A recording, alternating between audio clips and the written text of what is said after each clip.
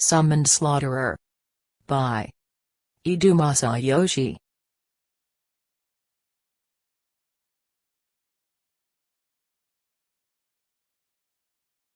Chapter 39, Roll On. Along the road illuminated by the morning sun runs a handcar at neck-breaking speed. Two soldiers are silently pumping the car down the rail, drenched in sweat. Since leaving Arosal they have gone non-stop towards Folklore, and though are much exhausted they do not stop. Their duty to their lord motivates them to return even a second sooner. And upon reaching their destination, the handcar passed beyond the end of the rail, crashing and sending the soldiers into a mountain of straw, which was there to break their fall. Even so, one of them fainted from the impact, while the other hurried out from the straw. "Bleg. It's rotten, isn't it?" he said, spitting out straw from his mouth. Soldiers from the gate run up to him. "Who goes there?" "Ah, I am a messenger from the scout division. I can no longer run, so pass my words to Lord Hifumi. Vichy troops have been spotted approaching Rhone. A host of about 13,000 men. 500 of them may be magic casters. So they have come. All right, I'm heading off to the castle." More than tension, the soldiers felt exhilaration, and this atmosphere spread through the army. They spoke with the scout for but a brief moment, but had already understood the crux of the report. The passed-out soldier was awoken with a bucket of water, and the soldiers who were otherwise unoccupied went around telling the others the news. This day began with the lightest mood the soldiers have felt since Vichy began preparing their forces. Auriga knocked on the door to the lord's office, and waited to be permitted to enter. Upon entering, she saw Hifumi with his legs crossed on the table, pondering something. Kasha was nowhere to be seen. "You have called for me, how can I be of service?" "Auriga? A messenger reported incoming Vichy force, so it's finally time?" In the end, they completely ignored the matter with Bayarevra. Auriga gently shook her head. "I am grateful for the concern, but the fault lies with Vichy for stepping on the tiger's tail. The matter of Bayarevra can be solved when Vichy is no more. Is that so?" Hifumi said whilst holding on to the paper in his hand. "What has been on your mind, my lord?" "Since a while back, I've been told to settle on a formal family name for my domain. I hadn't thought to do it until the next expedition, though he didn't want to think about it, so he used to write Touno on the documents. He wasn't particularly attached to the name, but couldn't think of anything else. And since then, the region was known as Vaganti's domain no longer. It was now Touno's domain. All right. Just as we planned. Have the garrison forces return. Have the prototypes prepared as well. Understood. I will pass the order along to Alyssa. I am honored to be allowed to assist you, my lord, on your path towards victory. That's wrong, I apologize. We shall show Hifumi-sama how we wonderfully crush the enemy. Currently the plan was to empty Rhone, set traps, and decrease the number of enemies that way. Hifumi, however, would move on his own. Auriga saw as inappropriate to allow Hifumi's image to deteriorate because of a loss, and thus rejected this kind of tactic, but because Hifumi himself did not care much for victory, she didn't object too strongly. After all, he started the war to kill a lot of people. If he won, he would have to plan another battle, and devise schemes to win the next one. Victory itself mattered little to Hifumi. "I hear that Vichy has invaded." The door opened with a bang, and Kasha ran in. "Yes, why are you so relaxed?" "We have to prepare." "Calm down. You have a task you must carry out. There's no use shouting around in our lord's room. Prepare for Hifumi-sama's departure." "Why yes, but Auriga is also going to fight?" Kasha's face was dyed in worry, while Auriga carried a cool expression. "What are you saying now? You have your mission, I have mine. Hifumi-san, surely you can't possibly let Auriga out onto the front lines?" Obstinately, Kasha directed the conversation at Hifumi, but his cool response crushed her hopes. Not really. She should do as she will. She is not my slave. You see, I will fight together with Hifumi-sama. Seeing that no further words could convince either of them, Kasha's shoulders dropped and, I will make preparations. She turned around and left. Would that be fine? She is a part of the larger play. She's necessary to set the stage as I will. Hifumi wore his katana on his hip, and left. Kasha is just a fool, after all. A whisper that no one could have heard. By the rail and shuttle one could reach Urosal from Focare by the following day, and thus in a day the forces were assembled there. This was a speed never before seen in this world. How peaceful! Though it was cloudy, it was not cold. Tying the obi of his hakama, Hifumi looked down the road in the direction of Rhone. On one side of the road lay the tracks. Behind Hifumi, in the city of Urosal, the hoi polloi were taking shelter while the soldiers were busily getting ready for war. By their predictions, the vanguard of the Vichy forces was set to come into view by tomorrow. We have finished preparations, Alyssa stated, having arrived with 2 soldiers. The soldiers were on the handcart, choosing the direction it would move in. 'Tis finally time. Hifumi-san truly does not fear war? It's an opportunity to kill people in broad daylight. Missing it would be a shame. You never think that you will be the one to be killed? Hifumi answered Alyssa's question while as he got onto the handcart. Of course I do. When you kill, it's a privilege to not be killed, huh? All right, let's go. The soldiers set the cart into motion upon his order. The cart accelerated and soon it was out of sight. So Hifumi-san also thinks about dying. Remembering her own close brush with death, Alyssa tried imaging a mortally wounded Hifumi, but could conjure no such image in her mind. Rhone, on the border, had no garrison and no traps to welcome the invaders. The Vichy vanguard were able to relax only after a few hours, and came to use Rhone as a rest area. Probably to attempt to reward their soldiers as much as they could. As Orsangren forces never used the houses in Rhone, a thick layer of dust was present in every building, but it was still better than sleeping on grass and stones.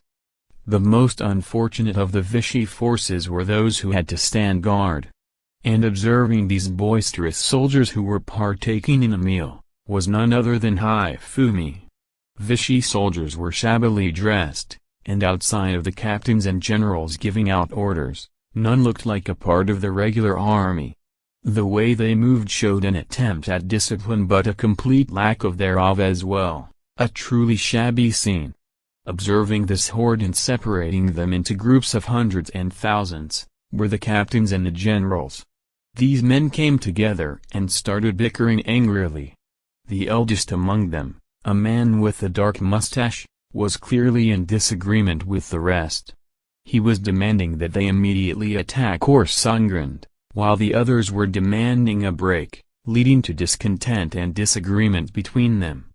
When their meeting concluded, each commander went into a different building. They are probably planning on rearranging the troops after they all have gathered in the city, gliding into the shadows created by buildings. Hifumi slept there until it was dark.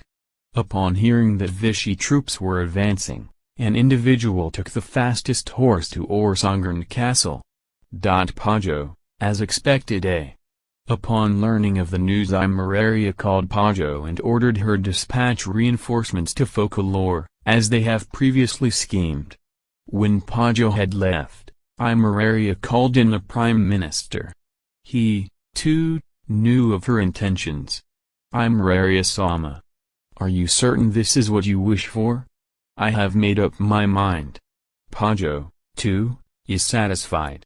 Yes, it is my fault that Hifumi-sama was brought into this world and subjected to unpleasant happenings. Imeraria's gaze was towards Focalore. That, however, does not give him a right to trample on this world. I can't say I am not motivated by a personal grudge, though. Had he fought the beast men, there may have been use of him, but fighting fellow humans is unforgivable. I'm Murari-sama. 'Tis an underhanded trick, but should Hifumi-sama overcome the predicament before him, should he be such an aberrant of a man, then no one under the heavens could stop him. But I have been told Vichy forces number more than 10,000. Victory with a handful of men is impossible. And as her tears spilled out, I am powerless. I can't even strike down my father's foe without resorting to cheap tricks. Should I fail, I too will die. When that happens, please take care of my brother the Prime Minister." Without saying anything, Bowden left. Night had fallen on the city of Rhone, shrouding it in darkness and silence. Some still stood around campfires, their sleepy faces illuminated by its light. "I guess it's time." Hifumi slipped out from his hiding spot and traveled from shadow to shadow. His targeted the buildings he demarcated as belonging to commanders. He approached the first building and tried the lock on the wooden door. It was unlocked, so he went in. There were 5 people inside the house. 1 in each room, sleeping. He entered a room and slit the throat of a sleeping enemy. Then to the next, and the next, murdering as he went.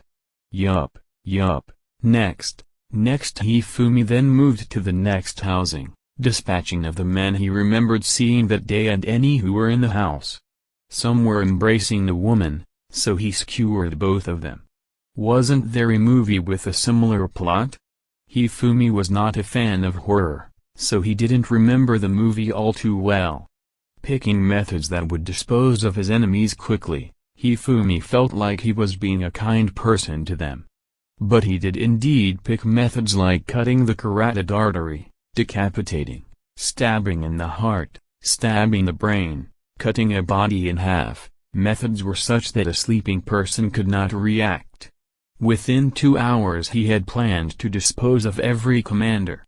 Not a single had learned of Hifumi's presence, nor put up any resistance, causing Hifumi to quickly grow bored.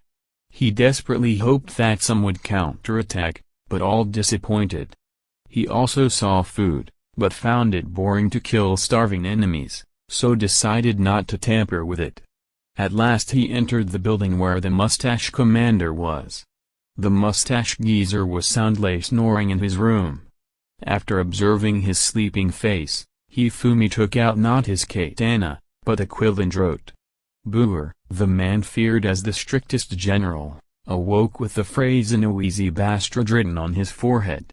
Boer was known as the strongest, most violent general, and his anger was likewise famous. Thus when he saw the phrase written on his forehead he exploded in anger. Yet even that anger was incomparable to his rage when he heard that every other commander was killed.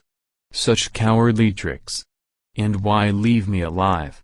His poor Chamberlain could only remain silent through his anger. Is he saying that I'm not a threat? That my presence wouldn't change anything? Hifumi was kind enough upon leaving Rhone to show himself to a patrolling soldier and then knock him out. This way he meant to convey that the slaughter was carried out by someone from the outside.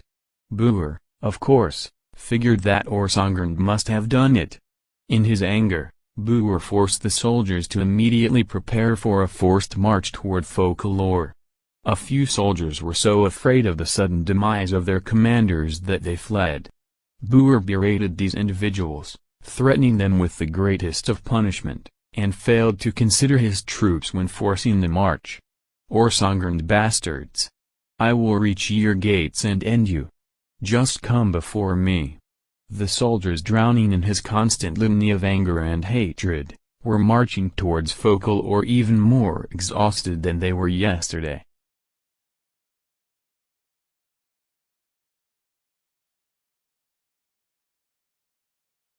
Chapter 40, Come to Me.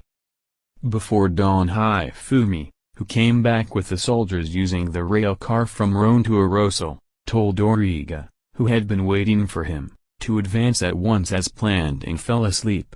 In the time the feudal lord was sleeping, Alyssa, commanding the Touno territorial army, was busy preparing with the goal of executing the next military operation. A part of the soldiers helped the common city residents to load their belongings on numerous carriages and to migrate to farm villages to the side of the highway leading to Folklore.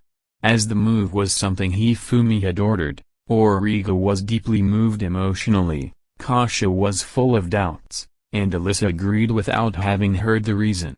They will be a hindrance if they loiter around. If a number of them is swallowed up by the battle, the tax yields will decrease. Hifumi, with Hifumi stating this as reason, Origa was impressed, Kasha was able to consent, and Alyssa grasped it by saying, I guess if that's what Hifumi says, then it has to be correct. Although it was partly a forced migration, with even the soldiers having an easygoing mood and having explained to the residents that it was inevitable due to the war, the move steadily made progress. Facing the residents, Alyssa said, you will be able to come back the day after tomorrow. While they were only half convinced by such words, the residents came to grips with it, thinking such a child has enough composure to try calming us down, huh?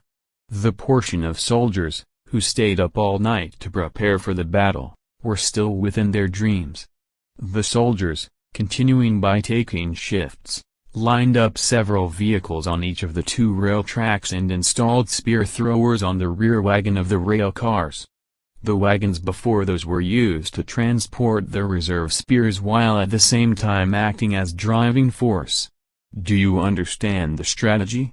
Origa, Ito, once the enemy approaches a visible location, escape with the rail cars while attacking with the spears throwers.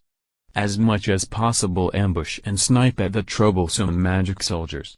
Once we arrive at Folklore, we close the gate and once again attack with the spear throwers. Alyssa, did I get it right? As Alyssa looked up to the face of the only slightly taller Origa, she was gently smiling. Yes, there seems to be no problem. Well then, after I go to join up with Hifumi-sama, please take care of the remaining preparations. Origa, Roger. Alyssa, Kasha smiled bitterly following Alyssa, who ran off at a fast pace, with her sight until she was out of view while murmuring, somehow there isn't the mood as if it was before a war. Kasha, although one might say that we are inferior to them, it is just a handicap. There should be a considerable number of reinforcements from the capital arriving at the time we return to Folklore.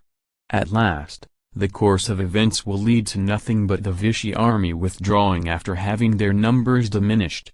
Origa, I will put my trust into them. Kasha, she didn't say into whom though. That's only natural. Origa, as Origa started to walk with a displeased snort, Kasha continued to display an expression full of mixed feelings. Handicap, huh? If nothing is done, my time to talk with Origa will disappear, but, Kasha, up until this day, today, the chances for Kasha to speak with Origa had increased little by little. Although Origa still displayed the same cold attitude towards her, it wasn't like she completely ignored her. At the current rate they might return to their original relationship slowly. She also held on to the fleeting hope of them both possibly going back to their free adventuring days once again someday. Around the time all preparations were in order, the ground shook with the sounds of feet from people and hooves from horses coming from the direction of Rhone. They are coming. The soldiers of the territorial army standing watch at the exit towards Rhone warned their allies of the nearing enemy by waving a flag. As they confirmed the sign of comprehension by their colleagues on top of the gate towards Folklore, the soldiers on watch withdrew at full speed. They were told to escort the evacuees on their move to the farm villages. As a matter of fact, there was absolutely no motivation for them to risk their lives in the war. Because crossing swords with the enemy was the Lord's duty and enjoyment, they wouldn't be forgiven if they stole that opportunity. Around the time when the soldiers on watch left the city with such an excuse, Hifumi waited for the enemy in a daunting pose between 2 rail cars with installed spear throwers. In his hand he held the kusarigama, T/N, sickle and chain weapon. The hem of the hakama was tied by using a simple string. The katana hung at his waist, while he was bored and thus swung the counterweights on both sides around. The soldiers, who had boarded the rail cars, set up the spear throwers and waited impatiently and nervously. The Vichy army plunging forward had to drop the speed within the uninhabited city. As they discovered Hifumi's figure, the order to halt was given. At this point of time, the Vichy army had decreased to an amount of around 9,000 due to the people who ran away from the damage in Rhone, and those who went to round up the evacuating masses affiliated with the city in one place. This matter had become yet another fuel to fan the flames of Buer's anger. Being the vanguard, Buer, wearing an armored helmet, straddled his splendid horse and glared at Hifumi. "What is it, youngster? Don't be a nuisance. Get away from there." Buer, after merely saying 2 words, during the 3rd word, Buer's fury erupted. The last words were shouted in anger. Hifumi, who was grinning broadly and laughing, straightened his back and performed a beautiful bow. "I am honored to meet you for the first time. I am a Viscount of Orsongren governing the territory of Touno. My name is Hifumi." "Hifumi, you said Hifumi? It's you bastard, huh?" Buer, oi. For some reason it seems my name has become famous even over there in Vichy. Hifumi, looking over his shoulders, Origa returned that that's only natural. On top of the rail car. The members of the territorial armed forces laughed. "What's so funny?" Buer, even as Buer shouted in a thundering voice, Hifumi's smile didn't falter. "Before the war one instructed all of them I've put an easily recognizable mark on the forehead of the enemy's supreme commander." Hifumi, due to Hifumi's words, the chamberlains on both sides of Buer made a face displaying "oh no." The next moment Buer raised a roar. It was you Tilda. Buer, within a second Buer let the anger guide him and dashed forward with his horse. Hifumi lightly hit the tip of the horse's nose by throwing the counterweight. While holding down the horse, which acted violently due to the surprise, the rail cars started to move. Hifumi leisurely jumped on top of it and the speed increased. After them. Don't let them escape. Buer, upon Buer's instruction the group of horse riders in the vanguard, including the chamberlains, spurred their horses into gallop. But they were pierced by spears, regardless whether it was soldier or horse, one by one, within a moment. Raise the speed after properly hitting them. We will have them run for a while. Hifumi, Origa and Alyssa conveyed the instructions of Hifumi, who was sitting on top the rail cars, to the soldiers sequentially.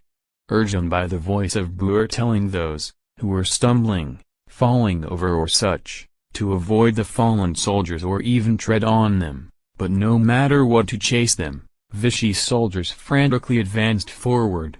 There was a lot of cavalry in the vanguard troops. Even with Buer running wildly without concerning himself with those trailing behind, the distance spread steadily. Lured by the group that was eagerly pursuing at the front, the entire army of Vichy started to advance by running fast.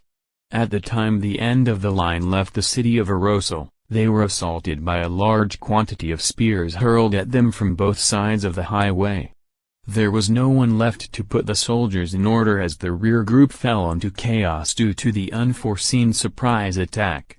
One by one they abandoned their pierced comrades and scattered in all directions trying to escape.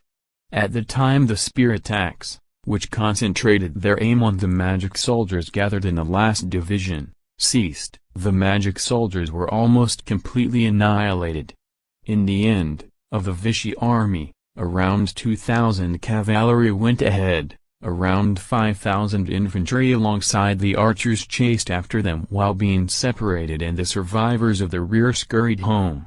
The territorial soldiers lurking close to the highway in order to ambush the enemy, after letting the troops from Vichy, who were chasing after Hifumi's group, pass, they cleared away the corpses and dealt with the surviving enemy soldiers. From there on, the last remaining task was for them to meet up with the citizens taking refuge in the farm villages.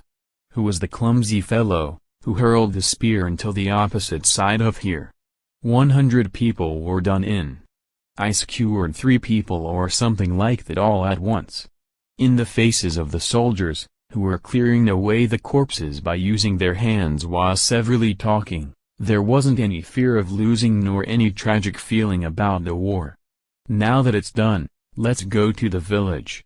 I think we can let the Lord deal with the rest. Everyone agreed on the spot and began to walk without even forming a line. Even though it would be nice if the rails were even laid out in the direction of the village.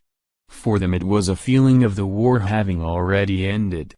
We will soon pass the aforementioned place. Ido Hifumi only nodded to Origa's report. The massive Vichy soldiers pursuing in the back were completely separated from the cavalry group following.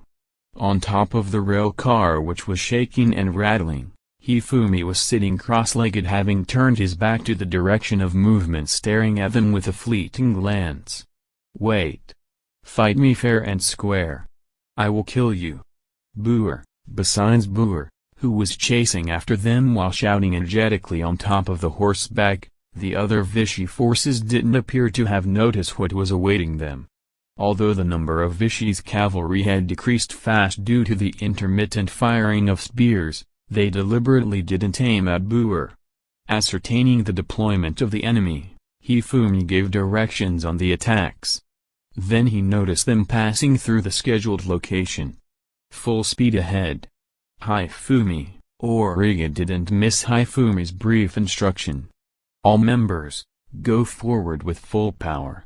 Origa, with Origa's command, the soldiers, holding the handle of the rail car, raised their voices and poured all their strength into it.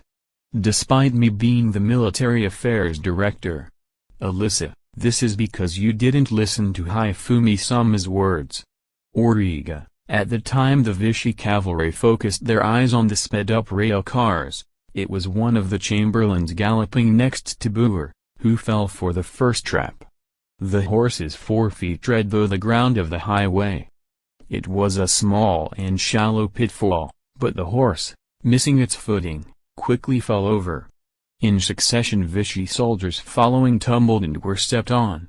Even though Boer eased up the speed of the rushing horse and ordered the following soldiers to get off the highway, pitfalls, almost indistinguishable from the grass, were prepared there as well. For a while Boer continued the pursuit, but at last he fell off the horse as it collapsed. Since Hifumi also saw him trying to get up, Boer was apparently safe one way or the other. "I will wait for you in Folklore." Hifumi, although his enemy tried to retort something to Hifumi's call, the rail car was already in a far distance at that time, moving away from that location. "You may lower the speed. We will wait for the enemy at Folklore afterwards." Hifumi, there still remained many archers and infantry within the Vichy army at this time, but the horses were pretty much wasted. Boer decided to take a temporary rest waiting for those following, but losing his temper due to the lessened number of soldiers gathered, he found fault with everybody in the vicinity. Frankly speaking, their large military force was kicked around by a few Orsangren soldiers.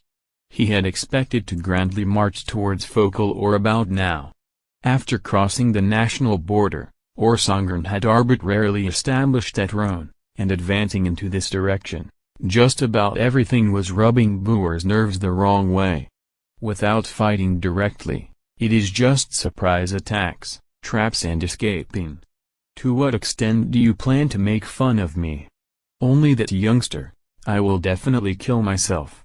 Boer, while Boer was getting worked up, even at that time, those, sensing the impending crisis after the magic soldiers disappeared and the horses were lost, broke away one by one and deserted.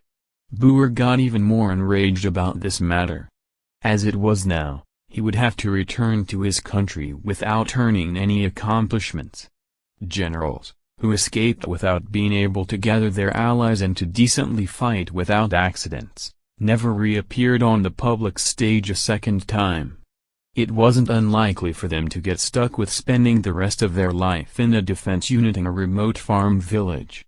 As far as Boer was concerned, he held the pride of having built up his status by successive victories and his military power, although he never had the chance to participate in a large battle. It was unthinkable for him to do something like retreating without doing anything as long as he was able to fight. Taking a hurried meal and resting for about an hour, they now advanced orderly. We will conquer Folklore before the enemy's reinforcements arrive. Start marching. Boer, while the soldiers were sometimes irritated by having their feet sink into the small pitfalls, Boer borrowed a horse from another person. His face was red while burning with the desire for revenge. Praju's 3rd Night Unit led the reinforcements. Quickly finishing the formation of the troops, it was almost as if they were laying in wait. In the early morning 3,000 soldiers departed from the royal castle. The soldiers, heading out for the sake of rescuing the hero from his crisis, were passionately cheered on by the populace. Although the soldiers, who didn't find it strange, were joyfully listening to the shouts of joy while advancing forward by walking, all of the 3rd Night Unit, leading the troops while riding on horses, erased their facial expressions. They were given a contradictory mission called "If it goes as planned, you will have to fight that man." Thus they couldn't even show something like a smiling face. As a result of her close relationship to Hifumi, Praju was elected as leader of the current reinforcements. Leading the advance, Praju's expression was stiff, too. "Let's hurry up a bit. Praju, if we rush too much, we will leave the soldiers behind. In the first place, it is unthinkable for Folklore, which has a firm defense being close to the border, to fall easily. Don't get too impatient." Midas, towards the voice of Midas, who was moving right behind her, Praju sighed with a forced smile on her face. She didn't want to be seen as pathetic in Midas' eyes. Rather than having to show such a face, it would have been fine to not propose such a plan, I think. Midas, saying this now. This is also for the sake of Imeraria's revenge. It is a strategy to stop having this country being dragged into the quagmire of war. Praju, since you understand, get a bit more relaxed. You will end up being worn out before we arrive at Folklore. Midas, oh well. Praju, easing up just slightly on the speed, Praju faced towards the front again and was silent. While watching that back wearing in armor, Midas felt that he couldn't foresee where this battle was headed to. In fact, Sabnik had refused the invitation to join the reinforcements. Even though he had promised to keep the secret, he couldn't agree to the reason for the hostility against Hifumi no matter what. I guess, since he is still young, he only sees that dazzling heroic appearance of Hifumi rather than him being someone holding a protruding strength. But even with such an excuse, he still isn't quite able to comprehend the real intention himself either. Being young, he is manipulated by a perilous sense of justice due to looking at that radiant appearance. Though I wonder if it isn't only Sabnik but also Praju and Princess Imeraria being affected by this.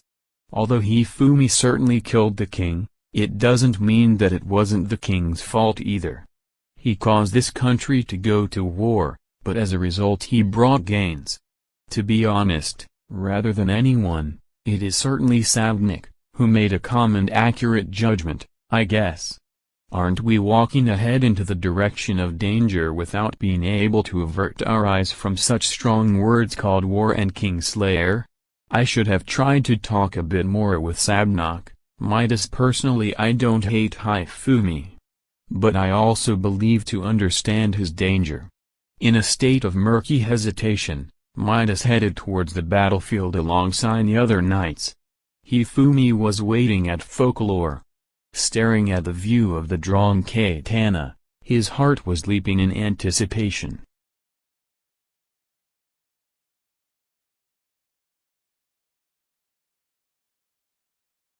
Chapter 41, Nobody's Listening. Just before noon the Vichy army slowly approached the stage of the battle, folklore, in a large spread-out formation. Boer, placed at the center of the troops mounted on a horse, glared at the tightly closed gate of folklore. The gate of folklore was an enormous and massive iron wall. Priflus had constructed it following Hifumi's instructions. The wall enclosed the city as well, and the side facing Vichy was predominantly reinforced. It was elevated to a height of close to 3 meters in contrast to the traditional height of 2 meters. "Get ready." Boer, without averting his gaze, Boer ordered. As the command was transmitted between his subordinates, the infantry came out one by one in front of Boer and lined up. The foundation of assaulting a city in this world was to either strike at the gate using a great number of people or to forcibly open it. As for the soldiers not fitting in front of the gate, they were to climb over the wall. It was such an extremely simple strategy. Although quite a number of soldiers had deserted, Boer judged that they had an ample amount of war potential to conquer the city before the enemy reinforcements would come. Without using any originality, he chose a plan of passing over the high wall and forcibly breaking through the gate by a human waves tactic in order to tear down the defense. Boer, before Boer could finish voicing out his order, the gate, made by Priflus using special metals, slowly opened. Humphrey, being aware of the unfavorable numbers, they decided to surrender. Boer, but it wasn't a messenger of capitulation that appeared from within the gate. It was something as big in size as 3 of those spear throwers that had killed many of the Vichy soldiers. When the huge spear throwers' spears protruded from the gap of the gate, it ceased the opening movement. It was completely charged with thick spears which didn't allow any objections to be branded as logs. The discharge of the spears made a deep sound of gun. The spears approached the soldiers of Vichy drawing a radiating line rather than a straight line. They stole the lives of several soldiers not by piercing but by smashing them. Wh. Boer, with the appearance of the never-before-seen huge weapon, Boer even forgot to issue any orders as he watched a log smeared with red blood roll next to him. Using that opportunity, the spear thrower was pulled back into the city and the gate once again closed its maw. "What is that?" Kasia, looking at the blunt weapons flying in the sky, Kasia, just like Boer, became speechless. At her side Hifumi and Priflus were reviewing the results. It might be too heavy after all. Hifumi, no matter how you look at it, there is a limit to it, no? Priflus, watching the logs just barely reaching the enemy without even any decent velocity, those two had their attention drawn to the problematic issues rather than the things working out and easygoingly discussed them. As the dwarves proposed, it is currently, so to speak, a trial product, but won't it still be quite powerful? It resulted in Hifumi granting permission by saying, "Why don't you try making it then? It is a failure. Just put it away into an empty storage house afterwards." Hifumi, "I guess it can't be helped. I will try to improve it once I have some time." Priflus, unaware of Boer's amazement, Hifumi and Priflus judged it as failure. While the dwarves in high spirits were indulged in severally discussing their opinions where it was lacking and what they failed to calculate in, they retreated from the front lines together with the huge spear thrower which was affixed with ropes. As if replacing them, Alyssa came running to Hifumi's side. "Hifumi-san, as you have declared, the citizens are taking refuge for the moment, but is that place really all right?" "Alyssa, it's fine. Leaving that aside, since the playtime for the dwarves has ended, I leave the rest to you." Hifumi, "Understood. Hifumi-san, please take care as well." Alyssa issued the next orders to the soldiers while running around. 3 iron bolts were securing the closed gate. It would be impossible to destroy the gate as long as they didn't use quite an impressive battering ram. The inner part of the tall wall was equipped with a scaffolding. On the upper and lower tiers there were loopholes turned into sniping outlets for the javelin devices. Each spear thrower was handled by 2 soldiers. They were guided to take a rest by shift at the intervals of 30 minutes. The system enabled them to keep up barraging the attackers with a constant attack pattern of 50 spears per wave day and night. Hifumi carried out the finishing touches himself. T/N, that's one very nasty defense setup XD, welcome to folklore. Hifumi, who had climbed to the top of the gate, gathered the attention with a pan. To you, who came from distant lands, we have arranged a grandiose reception. Looking at you like this, I praise you for your splendid perseverance coming here. Please savor the banquet plentifully. Hifumi, open the gate and come out. Fight fair and square. Boer, although Boer's throat only got hoarse by replying to Hifumi's words in a voice filled with anger, Hifumi ended up withdrawing quickly in the middle of Boer's continuing speech. As Boer's voice raised hell on the other side of the gate, whether the soldiers of the Vichy army likewise got fired up in fury or were frightened by Boer's appearance, either way, as for the inside of the gate, no one lent an ear to the words of the enemy general.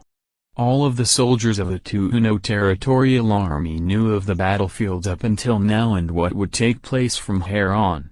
Although it would have been fine to flee, coming up to here being spurred on by Hifumi's provocations was a mistake. All of them thought indifferently, as if it was somebody else's problem. Not swords and clubs, but repeatedly attacking them by surprise attacks with the long-distance arms they were provided with. For the Territorial Army a complete victory was the given. For them this war was nothing else but a one-sided, bloody, straight obliteration of their enemies. Don't kill the general. Hifumi, all right, I will tell everyone properly to not do so. Alyssa, well then, I leave the command to you. Hifumi, Roger. Everyone, begin the attack. Alyssa, following Alyssa's order, spears were shot successively.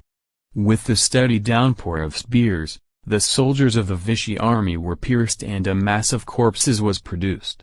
Some saw their companions right in front of their eyes meeting instant death. Some fainted in agony as a spear impaled them from the abdomen. Although Boer, who was spared from being aimed at following Hifumi's order, hurriedly gave the order to attack, those, trying to break into a run, were felled with aimed hits. Furthermore, many of those, who turned their back on the dread, became prey of the spears. Even though there were also those who hid themselves in between their companions' corpses, it was easy for the spears, having their power and force repeatedly improved by the dwarves, to penetrate through a man's body crushing its bones. The Vichy army, even despite its numbers, was forcibly pushed back and slowly had to distance itself. Forward! Forward! Keep up the pressure. We will win once we get hold of the gate. Boer, not thinking of having any doubts of himself not being targeted, Boer brandished his sword as he shouted. While stepping over their companions being shot one by one, the Vichy soldiers coming out in front clung to the gate as soon as possible, by all means struggling to escape this hell domain.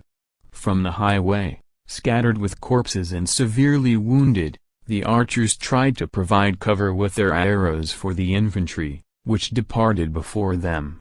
In order to not disobey Boer's order they sporadically shot arrows, but being thwarted by the high walls, there wasn't any visible effect. Around 2 hours had passed since the start of the battle. Pressured by the one-sided slaughter, the number of Vichy soldiers had considerably dropped. And yet they still struggled to arrive in front of the gate while covered in injuries. For the sake of avenging their allies, they battered with force at the gate using the swords and clubs they held in their hands. While a sound of gong-gongs reverberated with multiple shifted tempos, Hifumi frowned. How noisy. It would have been better to install some cushioning materials on the gate, I guess. Hifumi, next to him, Kashil was plugging her ears. Although she had been placed next to Hifumi as guard during the battle, she was bored as there wasn't even any work to do for her. Going by Hifumi's well-known strategy, the Vichy's army would eventually retreat as they were unilaterally massacred as it was now. In that case she wouldn't have a chance to use the communication magic tool she had been entrusted by Paju. Even though I had steeled my resolve while having severe hesitation, wouldn't it be better if that operation wasn't executed? Was what Kasha thought as well. Hifumi-sama, Origa, who had commanded the soldiers at the Lord's mansion while he was absent, approached. It seems that the reinforcements of the royal castle will arrive before long. According to the scout's report, it appears the 3rd Night Unit is leading the reinforcements. Origa, I see. Hifumi, scouts? Did you dispatch scouts into the direction of the royal castle as well? Kasha, following Origa's words, Kasha ended up unconsciously raising her voice. Our movements here may likewise have to change depending on the timing of the reinforcements' arrival. Is it somehow inconvenient if we dispatch our scouts into that direction? Hifumi, and no, it is fine to go that far if it's for knowing the situation of our allies. No, don't worry about it. Kasha, glancing at the flustered Kasha, Hifumi faced towards the vicinity of the gate. I will go kill the guys clinging to the gate. Hifumi, climbing the scaffolding, he ascended to the top of the gate once again. Although Origa tried to stop him by warning him of the dangers, Hifumi rebuked her by saying it will be the end if the enemy manages to break through the gate here by some chance. Thus I will go help out a bit, and continued his climbing to the top of the gate subsequently. Kasha also tried to follow him, but since it was originally impossible for people to climb there, Hifumi ordered her to wait on standby as it would be too narrow for 3 people up there either way. As Hifumi looked down from atop the gate, he saw about 10 Vichy soldiers desperately striking the gate without even causing small vibrations to it. Shut up. Hifumi withdrew an Ajanata from his dark magic storage and brushed the carotid artery with it precisely and gently. With the raising spray of blood the gate was painted in red. Origa also undauntedly used her wind magic. She had trained hard, for cutting off the legs and arms of the Vichy soldiers. One by one the men were plunged into the abyss of death. Origa was excited by the euphoria of battle, fighting shoulder to shoulder with Hifumi for the first time in a while.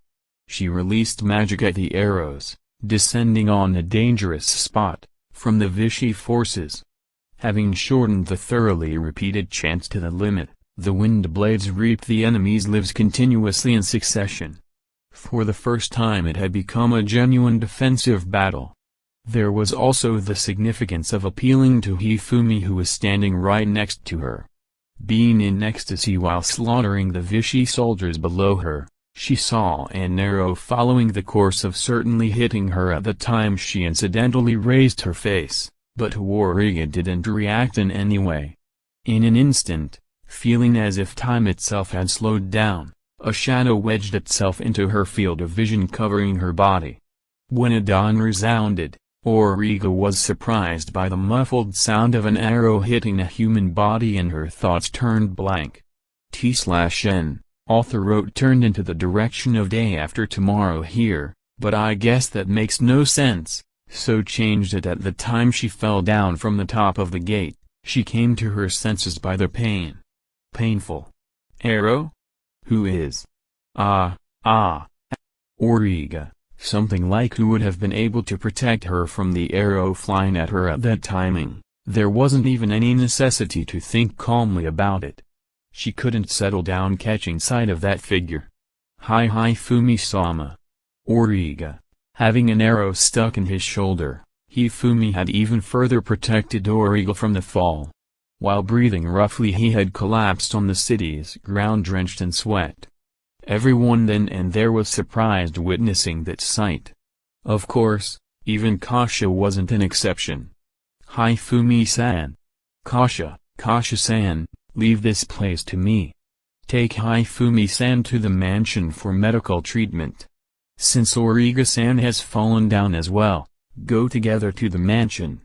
Alyssa, towards the two flustered women, Alyssa, the youngest of them, called out. She also issued an order to the soldiers to keep composure and continue the shooting. That's right, if we don't hurry with the medical treatment. Kasha, although she pondered whether this might possibly be her chance to get in touch with Paju, with only one arrow having struck him and Hifumi possessing high-ranking healing medicine, Alyssa would naturally have considered the time for medical treatment. Kasha summoned two soldiers and gave them the instruction to remove a door of a nearby house and carry Hifumi on top of it. She herself lent her shoulder to Origa. There was no serious injury visible on Origa, but her ankle was badly twisted and it didn't seem like she would be able to normally stand. Even though the front line, having seen off the two leaders, fell into confusion temporarily, they were propped up by Alyssa's extremely unsuited fiery encouragement. Hey there! Aim properly while shooting. Alyssa, you understood. The territorial soldier, having his back clapped, suppressed his impatience and aimed at the next enemy. The soldiers, who took their rest in turns, were astonished by the stout-heartedness of Alyssa. The chief is calm for sure. After all, that was Hifumi just acting. Alyssa, though it was different for Origa, Alyssa said. Ha? Hifumi-san had been looking for a chance to pretend getting injured. Since he withdrew to the mansion after actually getting injured. Alyssa, incidentally having exposed something outrageous, Alyssa began to panic. Forget what I've said. I was told to aim for the enemy general once Hifumi became injured. Aim at that guy and quickly kill him off. After hitting him, cease shooting for a short while. Alyssa, you understood. Boer, not having been aimed at the whole duration of the battle, exposed his figure boldly while giving commands on top of his horse. That place was pierced almost simultaneously by several spears. Boer died without even understanding what had happened to him. The Vichy soldiers, seeing their general shaking violently and dropping from his horse as well as losing the audible voice forcing them to persist in this dangerous place, noticed that the downpour of spears had ceased. And then, as there wasn't any commander left anymore, the soldiers chose to retreat rather than attack. Even those soldiers clustered in front of the gate, watching their allies in the rear fleeing, escaped from the gate at full speed. Well then, open the gate. Half of you will accompany me to drive the enemies away until the national border. The remaining half will clear the area in front of the gate. Alyssa, other than Alyssa's orders, the territorial soldiers couldn't follow on how easily the battle had ended. But as Alyssa told them that it wouldn't work out if they didn't purge the enemy before the residents returned to the city, they started to move without complaining within a tight schedule. The Vichy-side residents were temporarily moved to the plaza in front of the mansion. But none of those residents were told that the Vichy army had been repelled. Because they approached that place carrying the injured lord, the area around of the mansion became noisy. With the notification of the arrival of the reinforcements brought about by pressing for answers, great cheers were raised. Paju's group was bewildered by the strange welcoming mood, but just before she could step into the city, she became aware of the breaking sound of the portable magic tool. Her face became stiff. It was a notice from Kasha about Hifumi's dangerous state. Entering the city, she confirmed the matter about Hifumi's injury with several of the fief's population. Judging that Hifumi had received a serious injury, she led 2/3 of the unit towards the mansion, whereas Midas took command of the remaining third. Please advance into the direction of Vichy. Paju. Roger. Midas, pushing her way through the populace, she saw Midas galloping away on a horse towards the gate facing into Vichy's direction. Paju turned towards the night unit and told them to dismount their horses and draw their swords. She gave the soldiers the order to surround the mansion for the sake of hindering the populace to enter the mansion. Although she felt anxious as things were going a tad too well, missing the opportunity due to being seized by fear was unacceptable. She persuaded herself. Together with her comrades she broke into the Lord's mansion where Hifumi was supposed to be.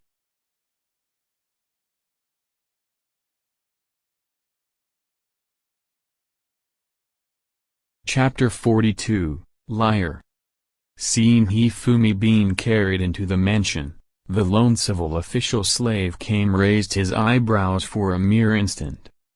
Kame-san. Hifumi-sama is injured. Origa.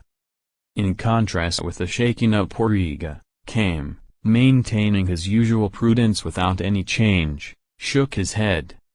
Please calm down, Origa-sama. It isn't very desirable for many people to know of this situation. Please enter the office together with Lord Sama. I shall be in charge of bringing the medical tools. Kame, no sooner than saying so, Kame straightened up his back and disappeared in an inner room. Ah, Hifumi-sama. Because of me. Origa, get a grip. Kasha, she encouraged Origa, who had been completely haggard for these few minutes. The two soldiers somehow managed to lay down Hifumi on the sofa in that office. Kasha told the soldiers, who carried Hifumi, to entrust this place to her and head back to the front lines. As Hifumi had been gently put to lay upside down so as to not touch the arrow embedded in his shoulder, Origa was sitting on the floor clinging to Hifumi. I am very sorry, just because I ended up getting carried away. Origa, sobbing sorrowfully, hit the bottom of grief and anxiety, she experienced a welling up of happiness due to Hifumi protecting her. Becoming disgusted at herself because of that, she cried once again. Origa. Kasha, in the time waiting for Kame, Kasha worried about Origa while also keeping a watchful eye on Hifumi's condition. While walking restlessly, she touched the magic tool on top of the pouch at her waist. Origa, this is. Hifumi, distorted by pain, Hifumi opened his eyes. From within the darkness storage he took out those magic potion bottles that had saved Alyssa on the verge of death. As expected, he has those, huh? Kasha thought. Although she unconsciously showed a bitter face, neither Hifumi nor Origa were in any state to notice that. The existence of the medicine caused Origa to be very delighted once it reached her mind. She showed a smile as if she had forgotten something like the pain caused by her foot. Right away, I will open the bottle immediately. Origa, getting irritated at the small wooden cork while telling herself to calm down, she uncorked the bottle at last. Timidly pouring just a little on the wound on Hifumi's shoulder, Origa clutched the arrow tightly. I will draw out the arrow. Origa, so as to not unnecessarily widen the wound, Origa drew it out cautiously. Apparently it had penetrated quite deeply. She pulled out the arrow with a sound of zuru-zuru. It was soaked and dripping in blood from the arrowhead 15 centimeters downwards along the shaft. Tossing the arrow away, she hurriedly sprinkled the magic potion over the wound. Why? For what reason?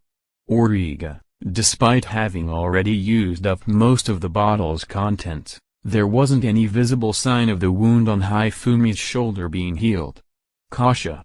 Even though I am using the magic potion, the wound isn't getting cured. Origa, no way. Kasha. By now Hifumi's consciousness had become faint as the bleeding increased at the part the arrow was extracted. Origa, who couldn't touch the wound carelessly either, sank down to the floor with despair written in her face. The bottle, dropping from her hand, tumbled across the floor. Without even knocking, the civil official slave Do entered the room and approached Hifumi with heavy steps holding bandages. Squatting down before Hifumi, he looked at the sideways laying arrow. It had penetrated the deep inside? This might be dangerous. Do although he had probably muttered this without the intention of anyone hearing it, it ended up entering Origa's ears. Dangerous, you say? The magic healing potion doesn't work, we have to apply other medicines. Origa, please settle down. It is rare for the magic healing potion to not work, but I have heard of such occurrences. It was caused by some special constitution. There were even cases where its effectiveness had become weak and even had the opposite effect. Do Elgar, as Origa was emitting a threatening force as if snarling at him, Do Elgar explained what he remembered. Special constitution. Kasha, now that he mentions it, Hifumi was summoned, a person coming from another world, Kasha recalled. There hasn't been a time when she had seen Hifumi getting injured before. Let alone a magic potion, she hasn't seen him even using a regular ointment? If that's the case, Kasha, as she told him to stop the bleeding at the very least, Kasha propped up Origa, who had turned into a lifeless doll. She took Origa to her own office next door since they would just become a hindrance in the treatment. When Kasha's group left, Hifumi muttered after calming his breath, Do Elgar, you are unexpectedly skillful at acting. Hifumi. Not as great as Lord Sama. When I heard you came back with an arrow sticking inside you, I was seriously worried. Do Elgar, abruptly rising, Hifumi took out a heater pack magic tool from within his breast pocket and discarded it on the floor. The sweat wasn't due to it being cold sweat but merely because of the heat. Due to the magic tool producing more heat than he had imagined, it apparently didn't end with getting sweaty but even scalded him. Having wiped off the sweat, Hifumi took out a magic potion bottle from his storage and roughly poured it on his shoulder. The wound closed itself quickly. Quite the handy thing. Hifumi, shifting his shoulder, he confirms that there is no sense of discomfort left. Good grief. This isn't the work of a civil official. At any rate, what was that failing magic healing potion that Origa-san opened? Do Elgar, it was simple water I filled in a bottle that had been used up before. Hifumi, Do Elgar, towards the pitiful Origa who had been completely deceived, with a shrug of his shoulders. He had acted out the drama as it had been dictated in the scripted play he had previously received from Kame. Even the muttering that enraged Origa was naturally something he had been told to do on purpose. However, why was it necessary to do something troublesome?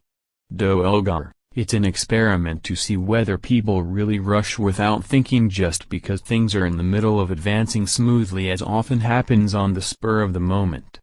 Hifumi, Fuen. I don't quite understand what people in a high position think about.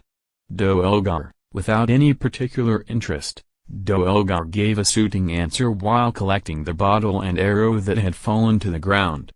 As soon as they entered Origa's office, Kasha smashed the magic tool from the top of the pouch. At the same moment the magic tool that Praju possesses should break as well. Before long the third night unit would raid this mansion. Kasha. I want to be next to Hifumi-sama after all. Origa, no, you will become a nuisance during the medical treatment. Leaving that aside, is your foot alright? Kasha, even while worrying about her, Kasha wanted to stop Origa leaving until things had somehow concluded. Thus she tightly grabbed her shoulder and forced her to sit on a chair. After being separated for 5 days, feeling the body beneath the robe, Kasha noticed that Origa had become slightly burly. Even though the time they had been apart hadn't been that long, she remembered her loneliness. Since the reinforcements will also arrive soon, let's return to the capital once that person comes. Kasha, that person. Origa's gaze, showing her sensing something, changed from the girlish face shaking with anxiety just before to something sharp she directed at an enemy. Do you know someone from the reinforcements? Why does Kasha know something about them I am not aware of? Origa, Kasha wasn't able to retort anything towards that piercing look. Finally, after hesitating for a short while, Kasha decided to tell Origa everything and to take her along even if she had to do it by force. She looked directly into Origa's eyes. Listen to me, Origa. Soon the third night unit will enter this mansion.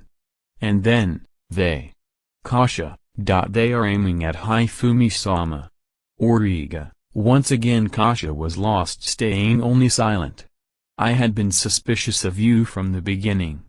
Although you should have stayed away after becoming scared of Hifumi-sama, you returned readily. Moreover, your gaze kept following Hifumi-sama from time to time. That is a habit of Kasha while waiting and observing a monster looking for an opportunity. Since it didn't suit your normal self, I thought that you were aiming for something. But once we entered this room, you did something. It was something giving off the feel as if magic had been invoked. Origa, I was asked to inform Paju if Hifumi was in danger. Well, it's not like I forgot about the favor I received by him picking me up, but that only happened because he purchased me by paying money. Origa, you have gradually become weird after meeting Hifumi. Think properly about it. Hifumi often does good things, but in reality, isn't he a criminal who murdered royalty? Kasha, losing her presence of mind, Kasha's voice became louder and louder. While watching the appearance of Kasha, who was rattling on, Origa stood up despite her lightheadedness and took out a shuriken from within her bosom. Stop. Let us two hunt monsters happily together once again. There is no place for us in a world where killing people is the norm. Kasha, draw your sword, Kasha. You have clearly become our enemy now. Origa, it was the civil official slave Kim who went to greet Paju's group storming into the mansion. Towards the group of more than 20 knights suddenly entering, although it got close to becoming a turmoil, came, donning his usual cool-headed nature and suppressed them by shouting, "Don't increase my work!" with a threatening resounding voice. "You have been awaited." Came said to Paju, who led the night unit, without even lowering his head. "Awaited you say?" Paju, of course, it means that the major of this city's territory, Hifumi-sama, welcomes you. I have heard from Hifumi-sama that you took upon yourself to come from the faraway royal capital leading an army. Now, please head towards the office on the second floor. Please excuse my impoliteness, but it is a matter of involving the military affairs. Because we, the civil officials and staff, were ordered to not get close, please go on ahead to the upper floor. Despite speaking politely, there wasn't even any expression of respect in his manner of speech. Without saying anything, Paju's group left Kame's side. Neither Kame nor anyone else made a comment towards the matter of her entire night unit having drawn their swords. Was that alright? Brakra, even as Brakra, being a civil official slave engaged in the accounting management alongside Kame, asked this uneasily. Kame only turned his look towards him, blinking his eyes. There is nothing good or bad about it. This place is the castle of that gentleman. That is already sufficient reason. He thought about telling Brakra to return to his work if he understood, but seeing his discomposed state he couldn't find the right words for that. Looking up at the night unit climbing the stairs in the direction of the second floor, he sorrowfully wondered whether he had to summon some soldiers to clean up again. At the time Paju stepped into the office, Hifumi had collapsed in front of the sofa. With the blood spread on the floor, he didn't even show a twitch of movement. This is Paju. Curious whether he had already died, Paju approached timidly. In that moment Hifumi jumped up as if he was a monkey and treading on a knight in order to get over the group. He landed in front of the door blocking their exit. "Yo, you're late." Hifumi, why? Paju, and the actors are bad and the stage is crude as well. Leaving that aside, hurry up and prepare your swords. Hifumi, like that. Hifumi put his right foot in front into a stance with his legs in a L shape, remaining unarmed, and pushed out both his swinging hands in front of him. T/N, if you watch anime, you should know this pose. I think it is often used in no theater plays by the actor symbolizing the demon. Jiraiya from Naruto likes to do that pose as well. basically both hands in front, one foot in front, crouching and swaying. Do you plan to fight these numbers empty-handed? Rather than that, wouldn't it be more comfortable to get yourself arrested obediently? Paju, pretending to be calm, Paju spoke those words, but the moment she finished, Hifumi grabbed the neck of a male knight in a flash, drew him into his chest, and broke his neck. It's not like you came here to gently persuade me, don't you agree? If you have the spare time to yap, then get over here quickly. Hifumi, throwing away the corpse of the knight, Hifumi said in ill humor. Although I don't know who came up with this farce, after taking over this troublesome post of feudal lord and enduring one hardship after another, this is the treatment I receive in the end. I even feel more amused than angry. Hifumi, you. The knight, swinging his sword alongside his yell, had his sword averted by Hifumi striking the lower part of his wrist and was brought down while having his neck detained. Without time to get up, his throat was crushed by Hifumi's fist. The knight who came stabbing his sword, had the back of his hand seized and his wrist broken by twisting it. Hifumi's knee broke his elbow. His head was cut open halfway by his own sword being stolen from him just like that. The taste of killing them is bad. They should hone their skills properly. Hifumi, tossing away the sword soaked in blood, it lopped off the arm coming for a horizontal slash and, using his centrifugal force, he drove the knight into the wall. The knight, having his face banged against the wall, sunk to the ground while leaving a streaking smear of blood on the wall.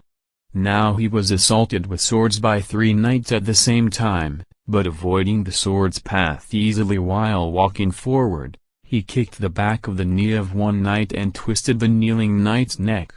Throwing the corpse at a knight, he grabbed the arm of another knight rushing towards him and knocking him down by pushing him with his hands. He crushed the face, that was looking up, under his foot. Even the person, who was struggling being pinned down by the corpse, was killed in a similar manner of crushing the throat by stepping on it. While watching her colleagues being killed one by one just like that, Paju took out a tiny iron pebble from within her pouch at her waist, though she felt impatient.